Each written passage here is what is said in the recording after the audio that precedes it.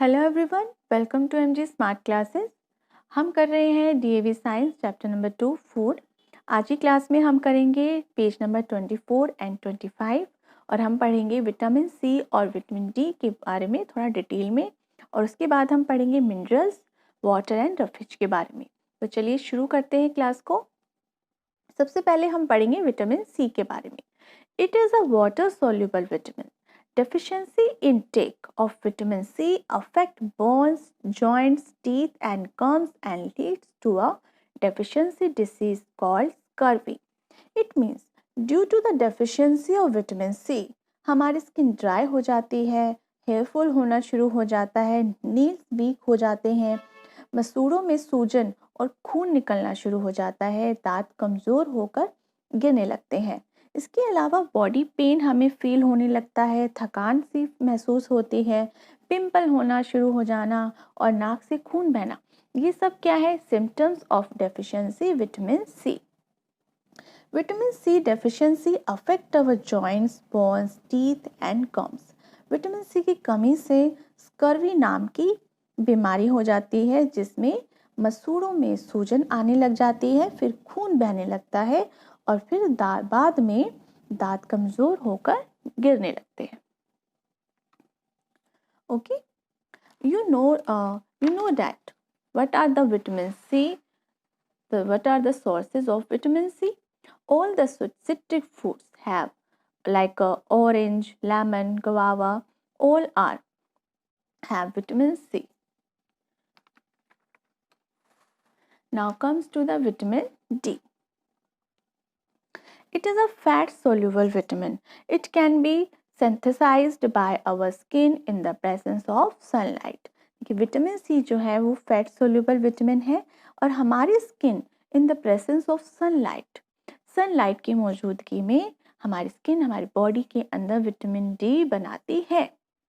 Okay, it's inadequate intake may affect the bones of our body leading to a disease known as rickets. इसकी कमी की वजह से, vitamin D की कमी की वजह से हमें एक बीमारी होती है जिसका नाम है रिकेट्स, जो कि रिलेटेड है बोन से। मतलब कि विटामिन डी की कमी की वजह से हमारी बोन्स जो है वो कमज़ोर हो जाती हैं और हमें क्या बीमारी होती है, वो उसको कहते हैं rickets. Rickets develops mainly among young children. Rickets नाम की बीमारी ज़्यादातर छोटे बच्चों में देखी जाती है, though its effects may persist throughout life, जो कि उनको पूरी ज़िंदगी फेस करनी पड़ती है। It is most common among children of 6 months of age. 6 महीने तक के बच्चों में ये बीमारी ज़्यादातर देखी जाती है। Vitamin D stimulates the absorption of minerals like calcium and phosphorus in our body. It means vitamin D जो है वो हमारी बॉडी में कुछ मिनरल्स लाइक कैल्शियम और फॉस्फोरस को एब्जॉर्ब करने में हेल्प करते हैं। मतलब कि अगर हमारी बॉडी में विटामिन डी की कमी हो जाती है तो हमारी बॉडी में कैल्शियम और फॉस्फोरस की भी कमी हो जाएगी, क्योंकि विटामिन डी अगर नहीं होगा हमारी बॉडी में, कम मात्रा में होगा, तो वो हेल्प नहीं कर पाएगा कैल्शियम और फॉस्फोरस को एब्जॉर्ब करने में। Okay, hence the deficiency of vitamin D can also cause calcium and phosphorus deficiency in the body. मतलब कि जब हमारी बॉडी में विटामिन डी की डेफिशिएंसी होगी तो आप समझ जाइए कि कैल्शियम और फॉस्फोरस की भी डेफिशिएंसी जरूर होगी।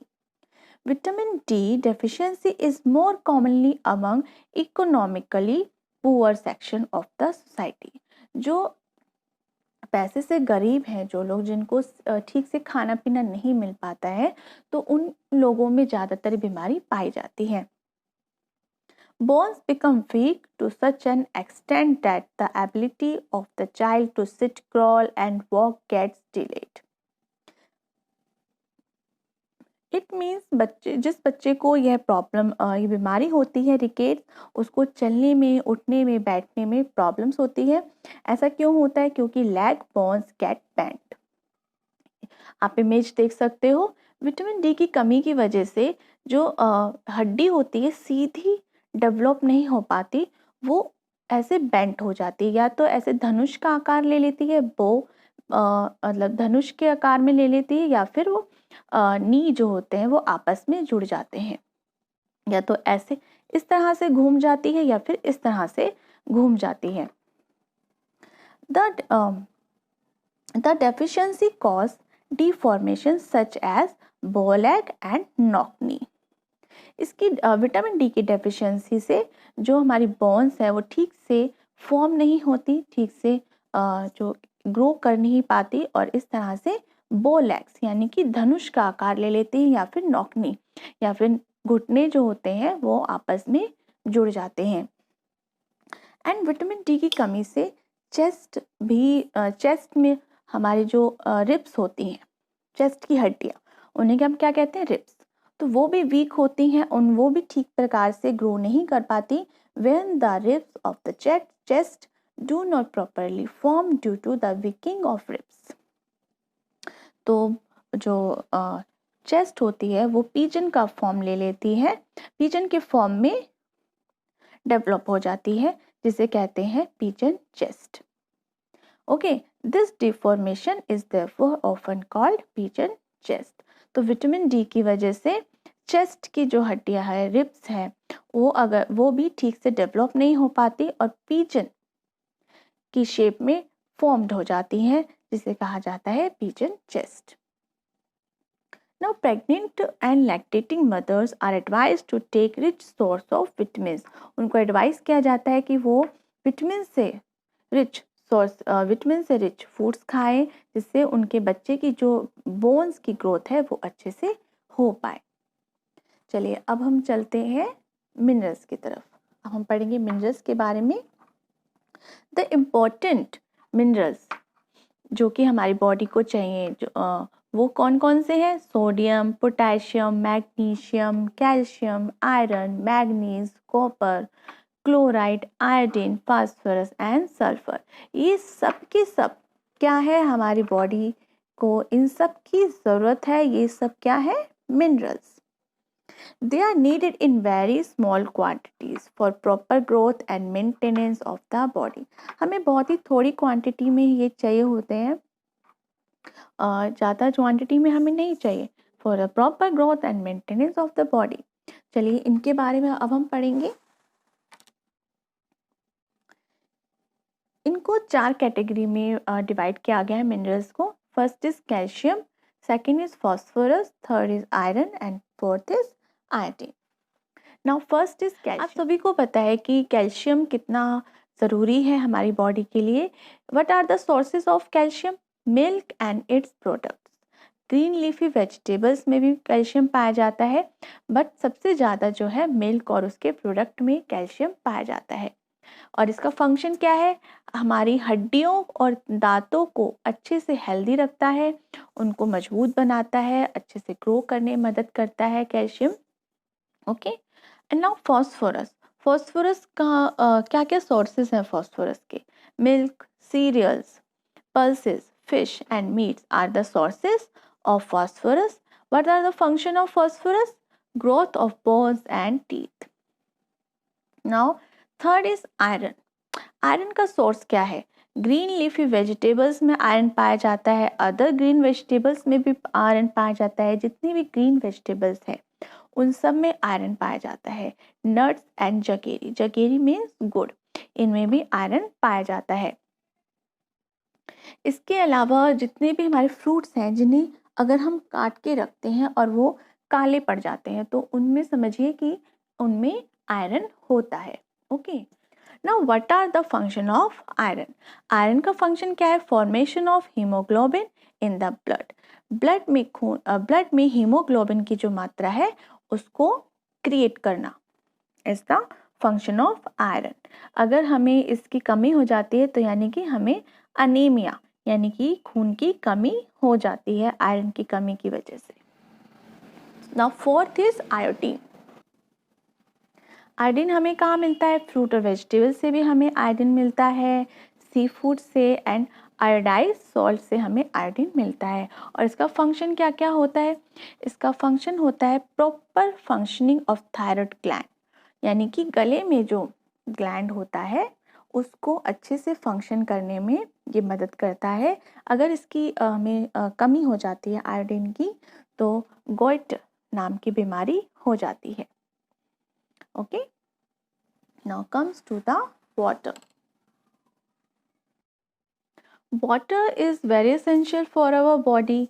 हमारी बॉडी वेट का 70% पार्ट जो है वाटर से बना हुआ है, यानी कि हमारी बॉडी वेट का 70% is formed with the water. It is essential for all reaction taking place in the cell of a body. Means all biological functions happen in presence of water. Water, it helps in the removal of waste product in the form or urine from our body.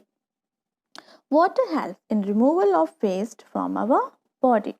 Now, blood contains a large amount of water. Because of this, blood is able to circulate in arteries and veins and transport oxygen, carbon dioxide, and nutrients, hormones, and minerals to all the body. Means a major portion of blood is composed of water.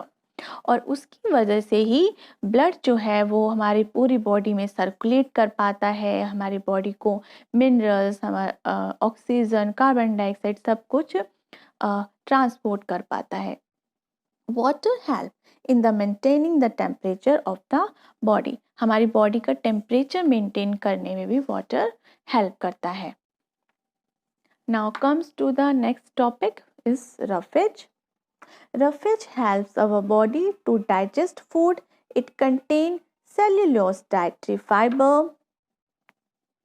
which prevent constipation. Roughage does not provide any nutrients to our body, but it is an essential component of our body.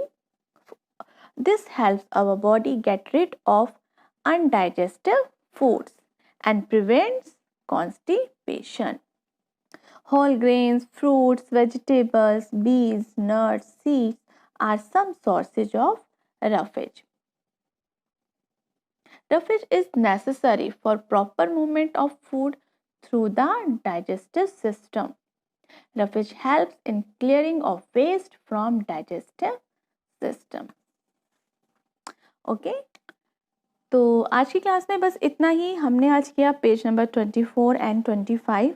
कल हम करेंगे page number 26 जिसमें हम पढ़ने वाले हैं mineral deficiency के बारे में. ओके, तो चलिए मिलते हैं नेक्स्ट क्लास में. Till then take care, have a nice day, bye.